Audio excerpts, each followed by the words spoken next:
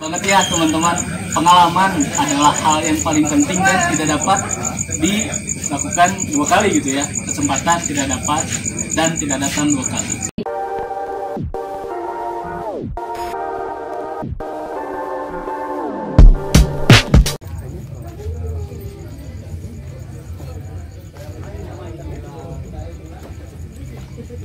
Assalamualaikum warahmatullahi wabarakatuh. Salam satu manajemen, satu asa, satu rasa, satu manajemen. Kembali lagi bersama saya Muhammad Arsan Junaisa di Wamena, waktunya manajemen bercerita. Episode 22. Untuk Wamena kali ini, teman-teman di sini ada yang tahu nggak? Siapa sih gestar untuk Wamena kali ini? Penasaran nggak? Beliau adalah Nabil, merupakan Ketua Umum Himpunan Mahasiswa Jurusan HMJ Manajemen pada periode 2024 dari angkatan 2021 dengan nama kabinetnya yaitu Sophia Sinorikia. Penasaran dengan sosoknya? Yuk langsung aja kita undang Nabil, Ketua Umum HMJ Manajemen.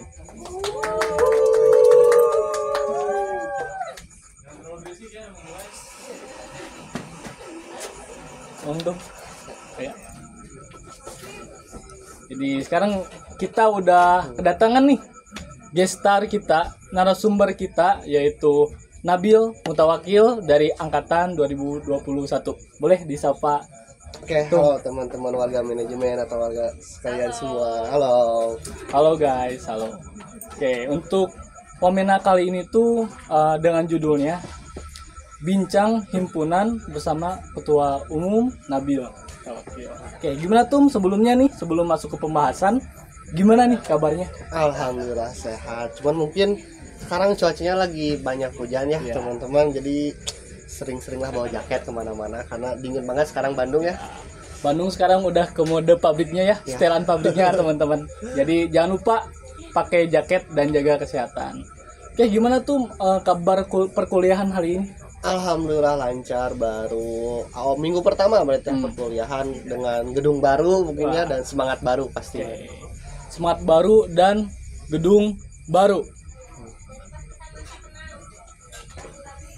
Oke teman-teman, dengan udah adanya nih Nabil sekarang di depan kita semua, langsung aja nih ke pembahasan tentang himpunan. Sini banyak penasaran nih, ada yang nanya juga nih kenapa sih Ketum Nabil Mutawakil sendiri ngajuin jadi Ketua Umum HMJ Manajemen? Oke. Kita lihat dulu mungkin ya posisi ketua dimanapun organisasinya, itu dimanapun bentuk organisasinya, bahwa ada ketua merupakan posisi sentral pastinya sebagai petunjuk arah mau dibawa kemana sih organisasi ini gitu.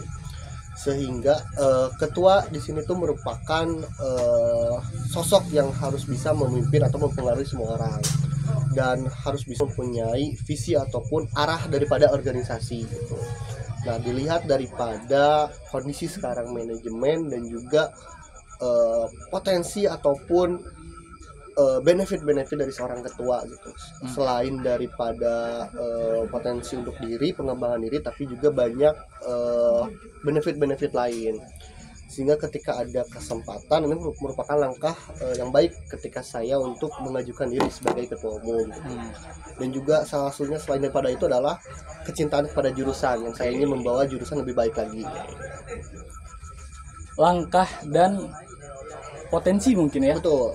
Untuk melangkah ke jurusan untuk yang lebih baik lagi. Betul. Memangnya kenapa sih dari jurusan sebelumnya emang ada yang ingin diubah untuk dari Ketum Nabil sekarang menjabat untuk kedepannya untuk jurusan? Untuk kedepannya saya ingin manajemen itu sendiri adalah di sini pengen langkahnya kolaborasi gitu. Kolaborasi secara vertikal dengan horizontal. Jadi kita tidak hanya berputar di lingkup jurusan, tapi kita juga pengen explore nih keluar gitu, bahwa manajemen tuh mampu loh bersaing di luar gitu. Jadi nanti kita manajemen tuh bisa untuk di luar kampus Oke. secara mengepakkan sayap segala macam lewat pengembangan yang ada di bidang-bidang di HMJ gitu, seperti itu. Pengepakasan sayap, mengepakkan sayap. Betul. Dari jurusan manajemen internal dan eksternal. Betul. Gitu. Itu dalam bidang-bidang di jurusan manajemen nih, Tum. Khususnya itu seperti apa sih? Boleh dijelasin? Oke. Jadi misalnya dalam olahraga gitu. Oke.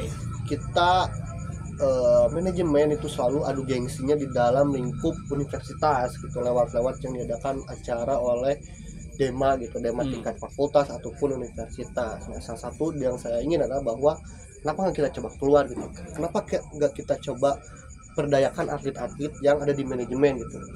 Itu dari sisi minat bakat gitu ya, pun dalam bidang-bidang lain, misalkan di ranah intelektual, misalkan teman-teman manajemen tuh banyak kok gitu yang intelektual, cuman bagaimana nih bidang-bidang yang ada di HMJ itu mampu mengakomodir daripada setiap minat bakat ataupun di ranah akademik, sehingga bentuk daripada bidang-bidang itu dapat mengakomodir kebutuhan ataupun dapat mendorong mahasiswa manajemen untuk keluar gitu, seperti itu. Pun juga bukan dari skill berarti. Betul. Ya, dari akademik pun juga itu akan dinaungi oleh jurusan ataupun HMJ manajemen yang dikelolain oleh Nabil gitu ya. Nah, menurut Nabil nih, pengalaman Nabil untuk menjadi ketua umum, apakah sudah cukup? Oke, berbicara pengalaman sebenarnya subjektif ya. Ya. Itu kita tidak dapat mengukur seberapa cukupkah pengalaman kita untuk menempati suatu posisi. Nah, yang terpenting adalah kita punya kemauan gitu dan punya arah yang jelas, sehingga seiring berjalannya waktu kita dapat mempelajari ataupun kita dapat learning by doing kedepannya seperti apa gitu. Karena berbicara pengalaman ataupun untuk posisi-posisi ketua, tidak ada orang yang merasa pantas untuk jadi ketua dengan pengalaman sebelumnya gitu, bahwa ketua adalah hanya bisa dirasakan ketika dia memposisikan diri ataupun langsung berada di posisi ketua gitu. Jadi learning by doing adalah salah satu cara untuk saya untuk merasa yakin di bangku ketua umum. Oke. Untuk menahkodai HMJ manajemen dengan cara learning by doing. Betul. Oke. Apakah terdapat tantangan untuk sebagai tadi ya, dengan cara learning by doing itu untuk menahkodai HMJ manajemen? Banyak mungkin ya tantangan daripada internal ataupun eksternal gitu. Contohnya adalah bagaimana komunikasi itu tidak sesempit di ranah internal ketika menjabat sebagai kabin misalkan ya di lingkup bidang ataupun staf ahli. Ternyata ketum lingkup komunikasinya tidak hanya internal saja gitu, banyak harus misalkan ke jalur birokrasi, misalkan teman-teman anggota kehormatan misalkan dan lain sebagainya, ataupun di luar lingkup jurusan misalkan kepada ketum-ketum yang lain. Sasarannya seperti itu yang menjadi tantangan itu, terutama di waktu kita harus bisa bukan resiko ya, cuman kita lebih ya udahlah kita waktu kita lebih banyak nih buat HMJ gitu, karena itu jadi resiko kita sebagai ketua umum, ada satu yang kita korbankan dari waktu, materi segala macam, itu merupakan jadi tantangan. Cuman sebanding kok nantinya kepada siapapun yang menjadi ketua umum adalah outputnya adalah seminimalnya kalian dapat pengembangan diri kalian. Lebih dari itu kalian punya relasi kok gitu. Jadi ketua tidak hanya kalian hanya habis materi, uang, tenaga, pikiran, enggak kok. Toh nanti di akhir teman-teman banyak yang bisa didapatkan gitu. Pengalaman itu cuma datang sekali gitu, dan itu yang nggak bisa didapetin 2 kali. Nah, itu benar banget ya teman-teman. Pengalaman adalah hal yang paling penting dan tidak dapat dilakukan 2 kali gitu ya. Kesempatan tidak dapat dan tidak datang 2 kali. Karena itulah Nabil mungkin ya sebagai ketua umum HMJ sekarang mengambil langkah risiko yang mungkin besar ya, bisa dibilang, karena memang dengan umur dan kapasitas atau pengalaman Nabil yang sekarang dengan cara learning by doing membuat yakin gitu untuk menahkodai HMJ manajemen ke depannya. By the way nih, nama kabinet ketum sekarang itu apa sih? Untuk kabinet sekarang namanya adalah Sophia Sinorkia. Sophia Sinorkia. Oke. Tuh kenapa sih harus Sophia Sinorkia? Oke. berbicara kenapa sebenarnya kita dilihat daripada filosofisnya mungkin. Secara filosofis bahasa Sophia Sinokia itu berasal daripada bahasa Yunani kuno, yang mana Yunani kuno merupakan zaman perkembangan demokrasi ataupun ilmu pengetahuan gitu. Nah, arti daripada Sophia Sinokia adalah kebersamaan dan persatuan gitu, yang melahirkan kebijaksanaan. Nah, harapannya apa sih, doa apa yang ingin dimunculkan daripada nama kabinet ini gitu. Nah, saya lihat bahwa manajemen erat dengan kaitannya kekeluargaan. Oke, keluarga ya. Itu ada asas kekeluargaan yang paling dijunjung tinggi oleh manajemen gitu. Sehingga dengan kita bersama, dengan kita bersatu dapat melahirkan kebijakan-kebijakan yang dapat istilahnya dapat mensejahterakan bersama gitu.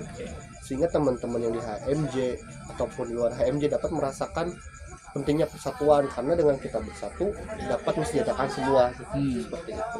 Kekeluargaan berarti kunci utama dari nama kabinet filosofi mungkin ya. Betul. Sophia Sinokia, teman-teman, kayak gitu. Terus apa sih yang membedakan Sophia Sinokia dengan kabinet yang sebelumnya? Oke, baik lagi mungkin dengan konsep daripada periode sekarang ataupun periode kabinet Sophia Sinokia. Tadi mungkin konsep kolaborasi eksternal gitu. Nah, yang ingin tekankan adalah gimana caranya kita dapat memberdayakan sumber daya manusia yang ada di manajemen ini untuk dapat bisa keluar gitu.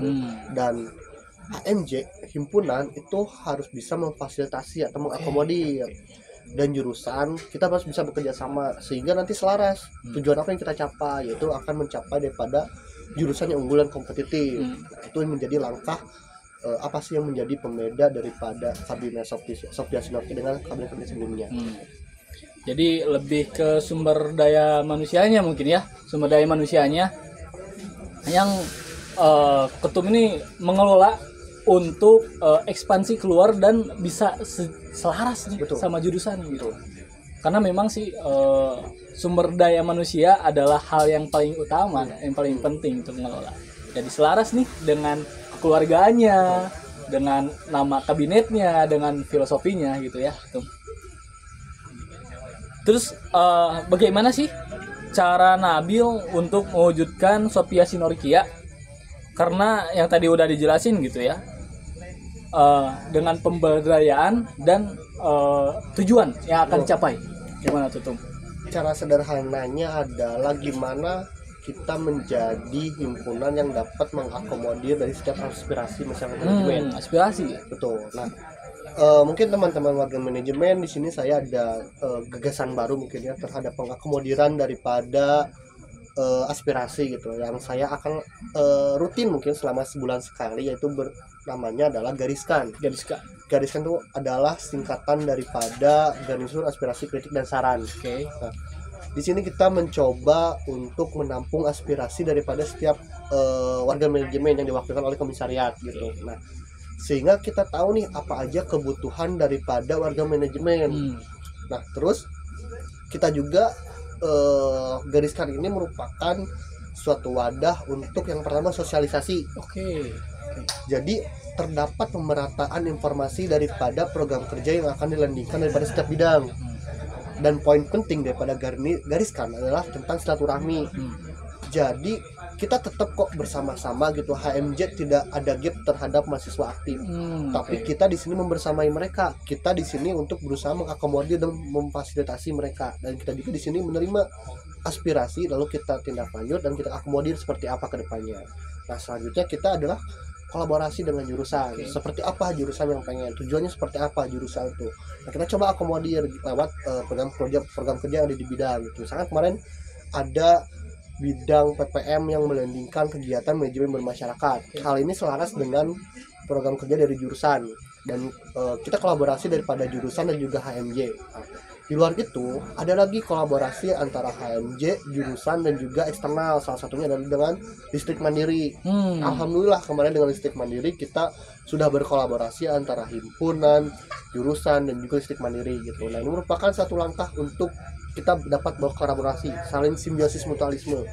Tapi tetap kita tujuannya sama, untuk mencapai jurusan yang unggul dan kompetitif gitu. Kita bentuk daripada pengabdian daripada program kerja tersebut, di situ kita bisa berkolaborasi. Kita intinya adalah bentuknya adalah pengabdian kemarin tuh. Jadi kita punya SDM nih, jurusan mempunyai program kerja, dan listrik mandiri merupakan isi daripada program kerja tersebut. Sehingga kita di sini saling punya potensi masing-masing. Nah, salah satunya adalah kemarin kita berhasil memasang 10 titik di Garut 10 gitu. titik guys. Itu merupakan salah satu langkah kecil gimana caranya kita bisa selaras dengan jurusan. Nah, hal-hal seperti itu yang kita dorong mungkin ya antara HMJ manajemen dan juga jurusan gitu. Kita juga tidak menutup kemungkinan apabila nanti fakultas ini bekerja sama seperti apa, ataupun nanti kita HMJ manajemen bisa berkolaborasi dengan lembaga-lembaga eksternal gitu di luar daripada ormawa yang ada di kampus. Nah, hal ini juga salah satunya baik untuk branding daripada jurusan manajemen. Nah, yang pertama, manajemen tuh jurusan favorit mungkin ya, teman-teman bisa favorit banget teman-teman. Favorit banget ya teman-teman, kalau bisa lihat tuh di manapun boleh teman-teman cek di Google atau dimanapun itu bahwa manajemen UIN adalah salah satu program studi yang paling unggulan dan juga paling favorit, sehingga kita punya SDM banyak nih. Nah itu. Kenapa nggak kita akomodir atau kenapa nggak kita coba berdayakan SDM ini, sehingga sangat sayang ketika kita tidak bisa mengakomodir ataupun memberdayakan daripada sumber daya yang banyak ini. Apalagi dengan kita sebagai jurusan favorit, betul. otomatis kita harus bisa menjadi program studi yang lebih unggul. Seperti itu. Yang saya analisis dari perkataan Ketum ini berarti HMJ manajemen sekarang tuh lebih fleksibel berarti. Betul. Ya, antara kosma komisariat, terus juga dari antara anggota manajemennya mungkin ya, HMJ manajemennya tidak ada batas. Betul. Karena itu juga adanya gariskan itu menjadi ajang sosialisasi juga. Gimana nih bidang-bidang yang ada di HMJ manajemen, terus juga kosma komisariat mahasiswa bisa mengaspirasi nih masukan-masukan, kritik dan saran atau aspirasi yang untuk unggul ya. Betul. Untuk mencapai jurusan manajemen yang lebih unggul lagi, ataupun dari komisariat dari birokrasi mungkin ya. Nah itu juga, itu teman-teman seputar kabinet Sophia Sinorkia. Sebelum lanjut tuh boleh diminum dulu. Oke, ini by the way ya teman-teman, di sini tuh kita lagi ada di kedai kedua, Jalan Pertamina Cipadung Wetan, Kecamatan Panyilekan, Kota Bandung, Jawa Barat. Nah kayak gitu teman-teman, boleh tuh diminum. Di sini kopinya enak-enak teman-teman. Harga mahasiswa sesuai lah sama dompet mahasiswa. Enak juga buat nongkrong mungkin ya, diskusi segala macam, ngerjain tugas. Betul, tugas ataupun podcast nih. Betul. Sekarang kita ini enak banget tempatnya teman-teman. Gitu lah, betul sekali, dan tempatnya itu strategis. Di Jalan Pertamina ya teman-teman, kedai kedua. Kayak gitu. Oke, lanjut mungkin ya Tum. Sekarang nih, harapan terbesar Ketum gitu untuk HMJ manajemen ke depannya. Harapan terkecil saya terhadap jurusan yang pertama dari segi HMJ dulu mungkin ya, karena saya di sini memimpin daripada himpunan. Yang pertama, saya pengen seminimalnya adalah daripada bidang-bidang yang ada di himpunan ini mempunyai output daripada program kerja gitu. Nah, output yang dimaksud itu seperti apa sih gitu. Nah, ini dibalik lagi kepada konsep yang saya buat gitu. Sejauh mana bidang-bidang HMJ dapat mendorong ataupun memfasilitasi ataupun mengakomodir masyarakat manajemen untuk bisa keluar. Itu harapan saya adalah sehingga nantinya adalah setiap bidang tuh punya ukuran masing-masing. Sukses untuk dia merasa sesuai atau mencapai indikator adalah ketika mereka dapat memfasilitasi, mendorong ataupun mengakomodir daripada setiap kebutuhan masyarakat manajemen. Dan harapan lebih besarnya jelas gitu, bahwa saya pengen HMJ ini tuh kita sama-sama bekerja sama dengan jurusan gitu.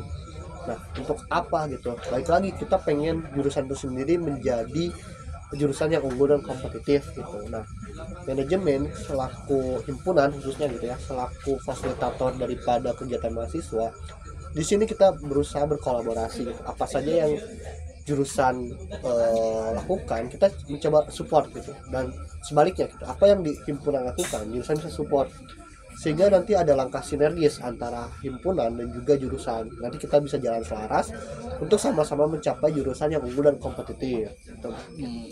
Kuncinya teman-teman ya, unggul dan kompetitif. Nah kayak gitu harapan kecil dan harapan dari ketua umum HMJ Manajemen dari Nabil Mutawakil. Wah keren banget ya teman-teman untuk harapan dan mungkin langkah-langkah rencana-rencana dari Nabil yang tadi sudah dipaparkan, dijelaskan gitu ya. Benar-benar hal yang sangat besar, langkah besar, dan pastinya punya planning yang besar juga ya teman-teman. Nah sekarang nih apakah dari teman-teman semua nih online, sekarang masuk ke pertanyaan ya teman Tum, dari teman-teman online apakah ada yang ingin bertanya tentang himpunan pada Ketum Nabil, atau teman-teman offline nih apakah ada yang ingin bertanya? Boleh tuh di sambil minum lagi tuh.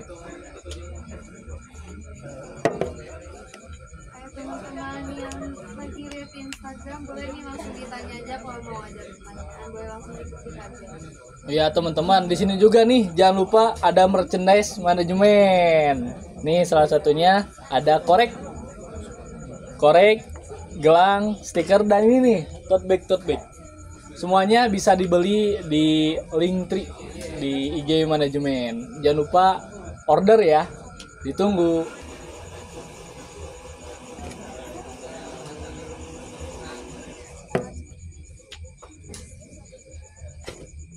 Tapi gimana tuh di sini nih? So, sambil nunggu pertanyaan nih dari teman-teman online dan teman-teman offline nih, apa sih mungkin hal yang Ketum sendiri takut dari untuk menjabat HMJ ke depan, yang bikin resah mungkin dari Ketum sendiri apa? Kalau untuk hal ketakutan, sebenarnya ketakutan terbesar saya adalah ketika organisasi yang saya pimpin adalah outputnya adalah mereka semua tidak bisa berkembang. Sehingga yang menjadi resah adalah saya selalu memikirkan setiap malam gimana caranya teman-teman tuh bisa berkembang gitu, apa aja kebutuhan teman-teman, gimana caranya saya dapat mengakomodir kebutuhan teman-teman. Itu yang menjadi salah satu keresahan mungkin setiap malam gitu, karena harapannya ataupun relevansinya adalah ketika organisasi non-profit mungkin ya, HMJ merupakan organisasi non-profit itu, output daripada organisasi non-profit adalah orang-orangnya adalah ketika nanti selesai adalah dapat berbeda ataupun berkembang. Input dan output itu harus berbeda. Nah, keresahan saya adalah gimana sih cara mengakomodirnya gitu, mampu nggak saya sendiri untuk mengakomodir gitu, dengan cara apa sih? Nah itu yang jadi keresahan setiap malam ya. Apa sih saja kira-kira dan kebutuhan apa aja sih, karena mungkin setiap orang punya kebutuhan yang berbeda gitu ya. Nah, gimana caranya saya untuk mengakomodir ataupun memfasilitasi kebutuhan khususnya di internal kita sendiri nih gitu ya. Kasarnya adalah lingkup warga manajemen kita akomodir, kita fasilitasi, tapi yang internal kenapa aku nggak pikirin gitu kan. Ini jadi salah satu keresahan tersendiri gitu, kenapa aku terlalu memikirkan hal besar tapi hal di depan mata dilewatin gitu aja gitu. Nah, hal ini menjadi keresahan setiap malam gitu, gimana caranya menyeimbangkan antara internal di himpunan dan juga warga manajemen itu sendiri. Oke, memang tekanan tuh datangnya dari mana aja. Betul. Gitu ya. Apalagi ini keresahan mungkin karena emang ada harapan gitu dari warga manajemen ataupun HMJ ke Ketum Nabil gitu ya. Oke, gimana? Ada pertanyaan dari teman-teman online? Pertanyaannya itu bagaimana cara Tum Nabil membedakan sebagai ketua umum dan sebagai diri sendiri Tum Nabil? Oke. Menarik nih, boleh dijawab. Oke, gimana sih mungkin intinya adalah memposisikan diri mungkin ya. Sederhananya adalah tahu situasi dan kondisi gitu. Ketum tuh nggak selamanya kaku loh gitu ya, karena betul, yang diingat ataupun asumsi teman-teman bahwa ketum tuh kaku, harus karismatik segala macam. pesona mungkin ya. Betul gitu, yang dikeluarkan adalah hal-hal seperti itu. Nah, satu sisi ketum tuh punya temen loh gitu, punya rekan-rekan yang membersamai di luar himpunan gitu. Nah, gimana caranya gitu? Nah, satunya adalah tahu gitu kita berada di mana dan harus bersikap seperti apa. Ketika dalam kasarnya lagi sedang job desk atau dalam lingkup himpunan adalah wajar ketika ketum bersikap kaku gitu, layaknya seorang sebagai ketua mungkin. Nah, di luar daripada itu kan ketum juga punya teman-teman gitu, punya keluarga gitu. Itu merupakan salah satu cara gimana saya dapat memposisikan diri gitu. Jadi pandangan ketua umum harus selalu kaku, karismatik, harus selalu elegan. Tapi ketum juga di satu sisi ketika ini misalkan selesai rapat, kita ya Nabil sebagai enjoy, Nabil gitu, enjoy lagi yang bisa ketawa ketiwi segala macam gitu. Ada kok waktu-waktu ataupun momen-momen tertentu sosok Nabil tuh atau sebagaimananya gitu, punya teman segala macam, bisa bercanda segala macam tuh bisa kok gitu. Enggak hanya pandangan ya ketum tuh harus seperti ini enggak kok. Oke, momen-momen tertentu bahwa sosok ketum dibutuhkan, cuman satu sisi juga kita bisa kok layaknya sebagai teman, layaknya sebagai kakak, atau layaknya sebagai adik gitu. Kita juga punya tempat dan waktu dan posisi masing-masing seperti itu. Intinya tuh situasi dan kondisi, tahu itu aja teman-teman. Kuncinya situasi dan kondisi kayak gitu. Ada pertanyaan lagi dari teman-teman online? Dari teman-teman online belum ada nih, tapi ini ada yang mau nanya lagi. Boleh silakan. Offline nih teman-teman. Oke, silakan. Kenalin dong. Ya, Kang. perkenalkan, nama saya Muhammad Raja Pahlekti dari manajemen 6D. Saya ingin bertanya, bagaimana sih caranya ketua umum membagi waktu antara organisasi dan perkuliahan? Karena yang saya sendiri tahu gitu kan, sebagai ketua umum itu memiliki mobilitas yang cukup padat. Nah, itu bagaimana cara mengatur waktu? Terima kasih. Oke, terima kasih Kang Reja atas pertanyaannya. Wah, menarik banget nih. Boleh dijawab langsung. Oke, berbicara membagi waktu mungkin secara formalitas simpel mungkin ya, cuman pada kenyataannya kadang ketua umum dibentrokan dengan kondisi-kondisi urgensi yang lebih gitu. Secara simpel saya akan menjelaskan tentang skala prioritas gitu. Dan nanti didasarkan pada urgensi mana yang lebih penting gitu. Oke, mungkin pendidikan adalah outputnya kepada nilai mungkin. Nah, gimana caranya kita paham situasi dengan kondisi pendidikan gitu. Mulai dari yang pertama, kita karena mungkin kita kondisi di manajemen, kita tahu urgensi mana aja yang kita sudah hulukan. Misalkan kondisi perkuliahan. Kondisi perkuliahan adalah yang pertama yang jadi salah satu indikator penilaian itu adalah kehadiran, tugas, terus UTS dan UAS. Nah, seminimalnya adalah kalian paham tentang indikator itu dulu. Kalian paham batas ketidakharian seperti apa, kalian harus mengerjakan tugas tepat waktu, kalian dapat mengerjakan UTS UAS lancar segala macam paham. Nah, selebihnya adalah kalian bisa mengatur daripada urgensi yang ada di lingkungan di luar lingkup pendidikan. Nah, layaknya sebagai ketua umum, misalkan mendelegasikan gitu kan, pengiriman daripada organisasi HMJ keluar segala macam, hal-hal seperti itu. Nah, terus yang menjadi kondisi di manajemen khususnya adalah sebenarnya ngerjain tugas tuh cepet kok. Nah, sejam 2 jam juga beres tugas tuh. Cuman tantangan terbesarnya apa sih? Malas itu. Betul banget. Sejam 2 jam tuh beres, cuman kita karena ngerasa ada ini mah tugasnya dikumpulnya minggu depan yang udah weh nyepelein jadinya ya. Ya betul gitu. Ya udah nanti H-1 malamnya gitu kan. Ya. Nah, justru hal-hal seperti ini yang mengganggu konsep pembagian waktu gitu. Itu teman-teman. Nah, sekiranya hal ini bisa dilakukan dengan cepat gitu dan ada urgensi lain, kenapa nggak kita coba dahulukan yang ini gitu. Nah, hal simpelnya seperti itu untuk pembagian waktu gitu. Urgensi ya teman-teman, urgensi dan prioritas itu utamanya. Jadi untuk membagi waktu dari Kang Reja pertanyaannya yang paling penting dari kata jawaban yaitu urgensi dan skala prioritas kayak gitu. Oke, dari teman-teman online ada pertanyaan lagi? Ada. Boleh, ini silakan. dari Arvin Robadi. Katanya mau nanya tips and trick jadi ketum dong. Tuh, gimana tuh Tum? Tips and trick, boleh tuh, silakan langsung jawab aja. Nih jawaban buat Kang Arvin. Aduh, berbicara tips and trick nggak ada mungkinnya untuk tips and trick, cuman bukan tips and trick atau ya saya ngejawabnya, tapi langkah apa aja yang dipersiapkan mungkin sebagai ketua umum. Yang pertama adalah gagasan gitu, yang paling utama, karena nanti kalian dipilih atas gagasan kalian gitu. Nah, tuh. Mau di mana, mau dibawa kemana nih arah daripada organisasi ini. Yang kedua, restu, itu yang paling penting gitu. Kita punya gagasan sebagus apapun itu, kita tidak mendapatkan restu, khususnya orang tua dan teman-teman lain, itu sama aja kita durhaka nggak sih? Tuh, Kita ego dengan kemauan kita sendiri, tapi orang tua berkata tidak, kita jatuhnya durhaka nggak sih gitu? Ya. Kita terlalu ego terhadap pilihan kita gitu.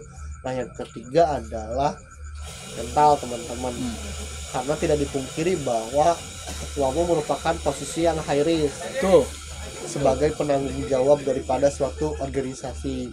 Nah, teman-teman harus bisa punya langkah ataupun cara seminimalnya adalah untuk meminimalisir, bukan preventif dulu, tapi gimana caranya meminimalisir. Oke, langkah preventif juga harus bisa dilakukan, dan ini perlu seimbang antara cara meminimalisir dan juga cara preventif. Nah, jadi yang pertama adalah gagasan, yang kedua restu, dan juga yang ketiga adalah mental. Nah, dengan ketiga indikator ini, menurut saya siapapun bisa kok jadi ketua umum ketika kalian punya gagasan bagus, cara implementasi secara konsep teknis ya bagus, selaras dengan visi misi jurusan ataupun kebutuhan dalam suatu organisasi, dan juga kalian punya restu banyak, kalau lebih baiknya mah gitu. Dan juga yang ketiga, kalian punya mental yang kuat gitu. Nah, merupakan itu jadi kunci lah untuk saya maju sebagai ketua umum. Oke, gimana Kang Arvin? Ada 3 poin penting. Yang pertama adalah gagasan, kedua adalah restu, dan ketiga adalah mental. Itu dari Tum Nabil.